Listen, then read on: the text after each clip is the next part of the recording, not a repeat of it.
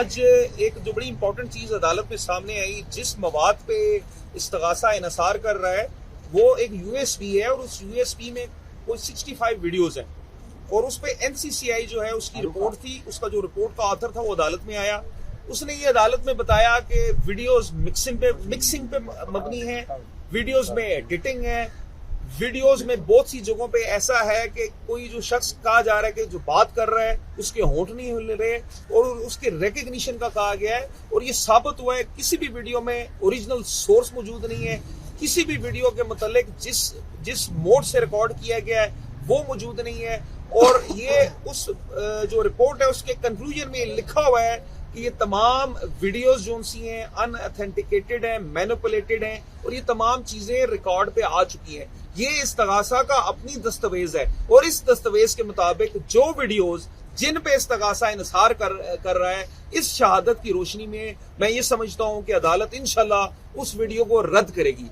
और इस वीडियो के अलावा उनके पास कोई कतन सबूत ही नहीं है। मैं आप लोगों से ये कहता आ रहा हूं कि इल्जाम तो ये है कि हलीमा खानम साहबा, जो इल्जाम है इस्तगासा का, कि उन्होंने आके पुरअमन एहतजाज की 22 नवंबर को बात की, और उस पुरअमन एहतजाज की बाबत जो ये इन लोगों को जो इनसार है, ये कुछ वीडियोस जो बताते हैं उन वीडियोस में ऐसे किसी बयान का जिक्र ही नहीं है सिरे से। और जो वीडियोस इन्होंने लगाई हैं ये बिल्कुल रिकॉर्ड पे आ चुका है कि ये इस्तगासा के इल्म में नहीं है, ना ये उस कंसर्न एक्सपर्ट के इल्म में है कि ये वीडियोस कब रिकॉर्ड की गई, ये वीडियोस किस जगह रिकॉर्ड की गई, ये वीडियोस किस वक्त रिकॉर्ड की गई। तो यूएसबी जो उनका मेन जो एविडेंस थी, जो प्राइम एविडेंस वो ये समझते हैं, इस्तगासा का कहना है वो प्राइम एविडेंस मैं ये समझता हूं कि आज की जिरा की रोशनी में रद्द हो चुकी है। दूसरा, एक इनका मुस्तगीस पेश हुआ जिसने कहा कि एक एहतजाज हो रहा था, और उसमें उसका ये कहना था कि उस एहतजाज में 130-135 लोग थे, और मजीद कहना था कि 77 लोग उन्होंने अरेस्ट किए, ये अंजुमन फैजुल इस्लाम जो मदरसा है फैजाबाद के नजदीक वहां से। लेकिन वो तमाम जो लोग उन्होंने अरेस्ट किए, ये माना उसने जो जिस दिन एफआईआर हुई वो तमाम लोग पख्तून थे या बलोची थे, उसमें कोई भी लोकल लीडरशिप का शख्स मौजूद नहीं था। तो इससे वाज़ेह होता है कि ऐसा कोई वकूआ सिरे से हुआ ही नहीं। ये गाड़ियों से उतार के लोगों को अरेस्ट करते रहे, और अरेस्ट करके झूठे और बेबुनियाद मुकदमे का इंदराज करते रहे, और उस मुकदमात में पीटीआई की मेन लीडरशिप के साथ साथ इमरान खान साहब की जाती फैमिली को निशाना बनाया गया, उनकी बहनों को इन केसेस में ड्रैग करने की कोशिश की गई, जो महज सियासी बुनियादों पर किया गया। इन केसेस में कतन कोई मवाद नहीं, और मैं ये समझता हूं कि अभी इतना मवाद आ चुका है, उस मवाद को सामने रखते हुए हलीमा खानम साहबा को इस केस में बरी किया जाना चाहिए।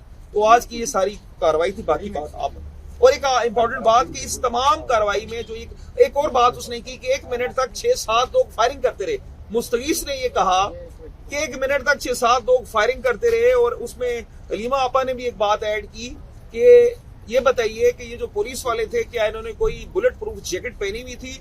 तो उसने बताया जी बुलेट प्रूफ जैकेट भी नहीं पहनी हुई थी, और 6-7 लोगों की फायरिंग के बावजूद 1 मिनट के अंदर एक शख्स भी जख्मी नहीं हुआ। तो ऐसा मजाका खेज केस है जिसकी इंशाअल्लाह ताला कोई लीगल फाउंडेशन नहीं, और उम्मीद करते हैं इंशाअल्लाह ताला इस केस में हलीमा खानम साहबा को इंसाफ मिलेगा, और इंशाअल्लाह ताला वो बरी होंगी इस केस से इंशाअल्लाह। बिस्मिल्लाहिर्रहमानिर्रहीम। आजकल हम एक अदालत से दूसरी अदालत में नज़र आएंगे, कभी सुप्रीम कोर्ट और कभी एटीसी। इमरान खान के लिए अब हम सुप्रीम कोर्ट में हैं। कल सलमान सफदर की इमरान खान से मुलाकात हुई है। उन्होंने सिर्फ इतनी तब बात बताई थी कि 2 घंटे की मुलाकात थी। इसके अलावा हमने ही उनको कहा कि हम नहीं चाहते कि कोई चीज़ मुतनाज़ा हो जाए, क्योंकि वो हमारी इमरान खान की नुमाइंदगी की नहीं कर रहे थे, वो as a friend of supreme court गए थे। तो उन्होंने भी रिपोर्ट जमा करा दी है सुप्रीम कोर्ट के अंदर, और कल हम सारे सुप्रीम कोर्ट जाएंगे, क्योंकि मेरे ख्याल में वो रिपोर्ट के ऊपर मुझे नहीं पता इसका क्या प्रोसीजर है, लेकिन उसके ऊपर बात होगी, और उसके बाद मेरे ख्याल में सलमान सफदर की जो रिपोर्ट होगी उसके बाद हम सबको पता चलेगा। इमरान खान की आंख का मसला, अब ये मसला हमारे ख्याल में पिछले 6 महीने से चल रहा है, लेकिन उसका इन्होंने जो जेल का डॉक्टर है उसी ने कोई आई ड्रॉप्स देता रहा, और उससे मेरा ख्याल में मज़ीद ख़राब हो गई है। अब वो कह रहे हैं कि जी हम पिम्स में जाके कोई टीका लगवा दिया, ये जो उन्होंने गवर्नमेंट ने बताया था। लेकिन जब वहाँ स्पेशलिस्ट कोई नहीं है तो कैसे हो सकता है कि ये इमरान खान का इलाज सही हो रहा और उनकी आँख ज़ाय होने का खर्चा ना हो। इन सारों को ये पता होना चाहिए कि अगर उनकी आँख को कुछ होता है, और ये जो डरपोक लोग बैठे हुए हैं जो इमरान खान को पहले तो नाहक कैद में डाल दिया, फिर इतने डरे हुए हैं कि इमरान खान को रात की तारीकी में छुपा के लेकर आते हैं, इतने खौफजदा हैं कि उनको ये डर है कि इमरान खान की आंख बचाने की बजाय वो खौफजदा ये है कि इमरान खान नजर ना आ जाए किसी को। यही वजह है। और मैं फिर से एक सवाल पूछूंगी कि इमरान खान जेल में क्यों है। एक दफ़ा आप दोबारा आजकल के माहौल में पता चल जाएगा आपको। अब ये तो समझ आ गई होगी कि इमरान खान इसलिए जेल में क्योंकि इमरान खान पाकिस्तान अपने लोगों से और अपने मुल्क से इश्क करते हैं। यही उनकी सज़ा है, इसलिए वो जेल में है, क्योंकि वो अपने लोगों से भी प्यार करते हैं, वो अपने मुल्क से भी प्यार करते हैं। इसके अंदर किसी को दो राय नहीं है।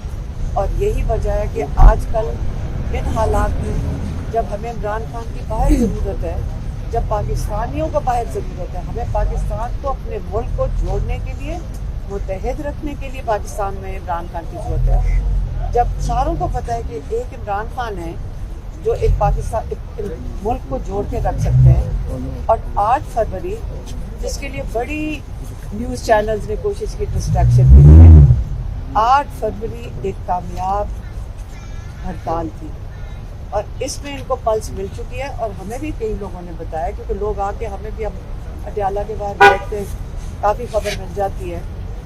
इन्होंने जो पल्स लिया है उसमें बड़ा क्लियरली इनको पता चल गया है कि इस लेवल की कभी पार्टिसिपेशन पाकिस्तान में नहीं हुई है।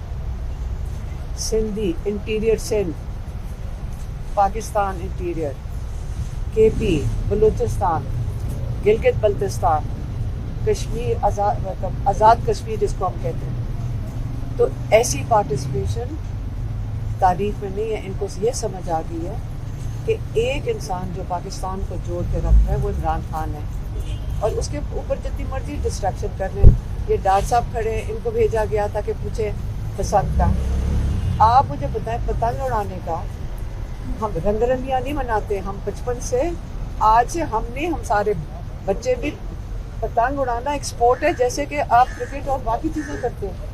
और हमने 8 तारीख को तो हम तो सारे घर में थे, क्योंकि हमें तो कहा गया था कि घर से नहीं, अपने घर में बंद करो। हम घर में उनमें से थे जो बंद थे। हाँ, वो नहीं था कि रैली में नहीं गए, क्योंकि लोग रैलियों में भी निकले, वो नहीं हमने किया। लेकिन घर में तो हमने पूरा अपना हिस्सा लिया, और आइंदा भी होगा, भी आप देखते जाना।